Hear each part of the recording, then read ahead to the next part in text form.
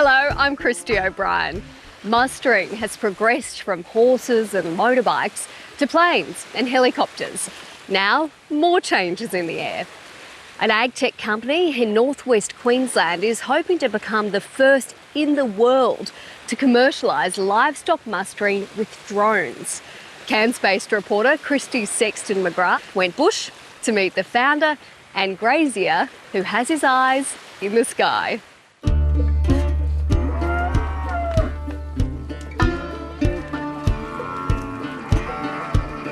It's yard work time at Malakoff station in remote northwest Queensland. Fourth generation grazier Luke Chaplin has a big day of work ahead of him on the family property just outside of Cloncurry. You can do it. Today he's helping to tag, brand and vaccinate more than 100 head of cattle.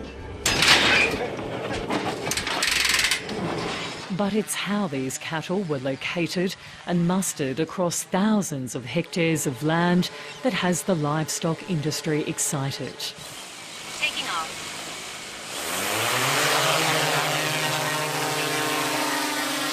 We've seen aerial mustering since the 70s, and obviously from fixed-wing aircraft and helicopters to great effect. So that solution is proven, and we just see as drones being another application of that. When vast cattle enterprises were established around Australia in the 1800s, stockmen relied on horses and skilled dogs to move cattle across large areas.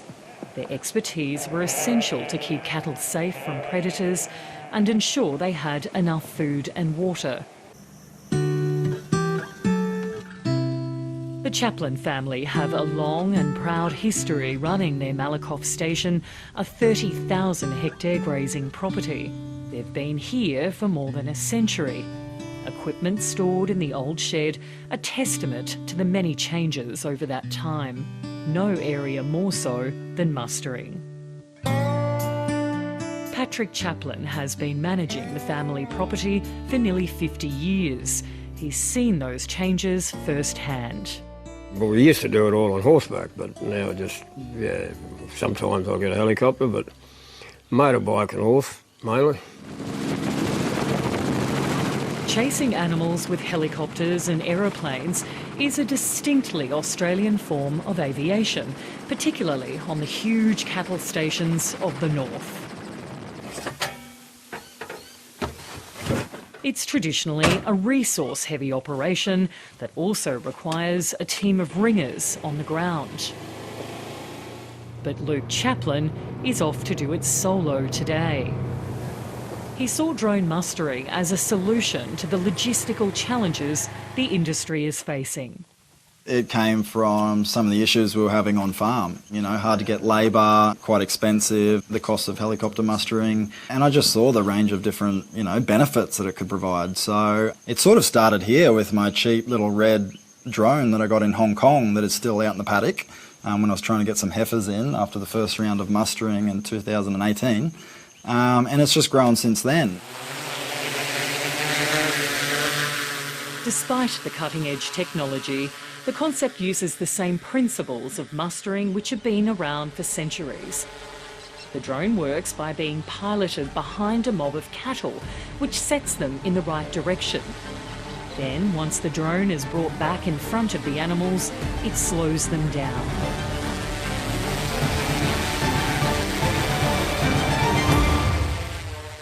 So how do you go about mustering stock with a drone? There's a number of different ways, I guess, you can approach the livestock. You can come down and bomb them and then they'll go a million miles an hour. Or you can sort of play with them a bit, especially when they're first seeing it. They're quite intrigued, aren't they? Animals are quite intrigued, especially when they're seeing something for the first time. So there's a little bit of massaging that goes on, but if you can get them to move off the pressure of the drone in a calm, responsive manner, then you're going to have more luck with them getting them to your desired location.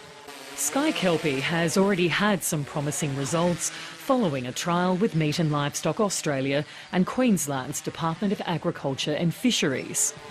Luke was able to prove the drones can not only locate the mob, but drive them to where he wants them to be and settle them in the paddock. It has the industry body excited.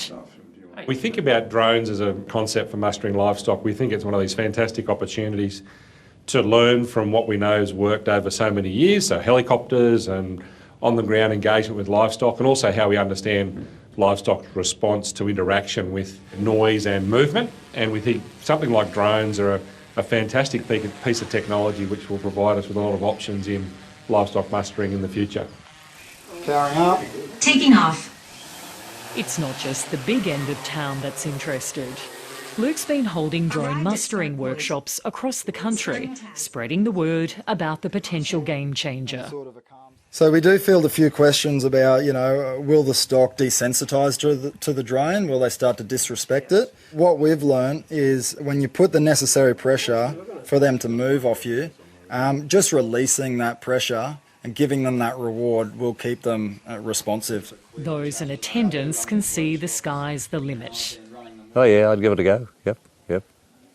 I don't know about the technology part of it. It might be a bit hard for me to get my head round, but as far as I can see it's going to work. Julie McCauley runs a 120,000 hectare beef cattle property near Boulia in central Queensland. She's dropped by to see what the fuss is about. Definitely, I can see it could be a lot more efficient, cost effective than lapping around with an aeroplane for a long time. We don't need to use helicopters because of the terrain and the layout and the size of our operation, but we do use the fixed wing quite a bit. Livestock agents are also interested in the technology. I think the main benefits to start with, not just the mustering, but also the ability to check infrastructure, check waters, check fences, those sorts of things, I think is a great way to minimise tyres turning on the ground. Yeah. Luke agrees the on-farm applications for drone technology go far beyond mustering. The benefits you can get from getting an aerial view of the paddock is amazing. I mean, for one, just having all your stock accounted for can have a range of different benefits, from fertility to pasture management to supplement management to a range of different things.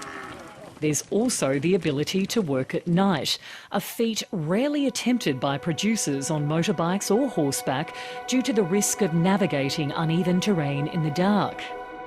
We had a lot of success, so we took it out at 5 a.m, pitch black. Not only could you find the animals all a lot clearer, they really glow with their heat signature, but their situational awareness is quite good as well. So a lot of the livestock here and where I trialled are sanctuary herding animals, so they go towards their watering point, and they knew exactly where they were going. So I had them all on the water at sunrise, ready to walk to the processing facility. So that'll reduce heat stress on the animals and a range of different things.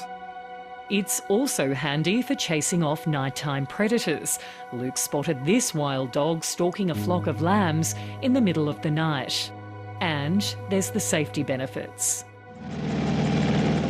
Helicopter mustering is considered one of the nation's most dangerous professions. The Australian Transport Safety Bureau says there have been 133 aerial mustering incidents reported to the body since the start of 2010. 21 people were killed during that time and 22 were seriously injured.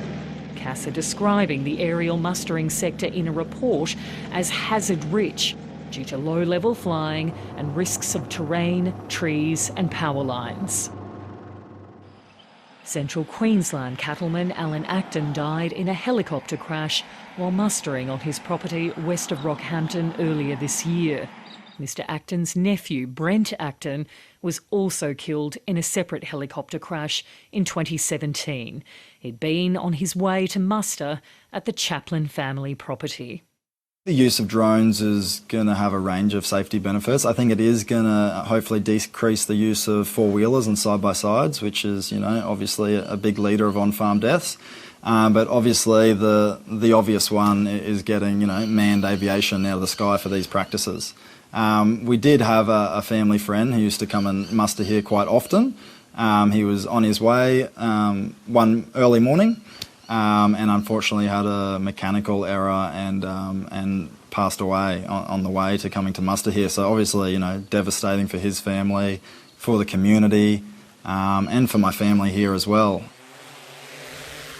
While many in the agricultural sector say there's enormous potential for mustering livestock by drones, there are still significant regulatory hurdles that need to be overcome. There is a landholder exemption for flying drones to muster livestock, which allows producers to fly without a licence. However, they must be able to see the drone at all times, otherwise known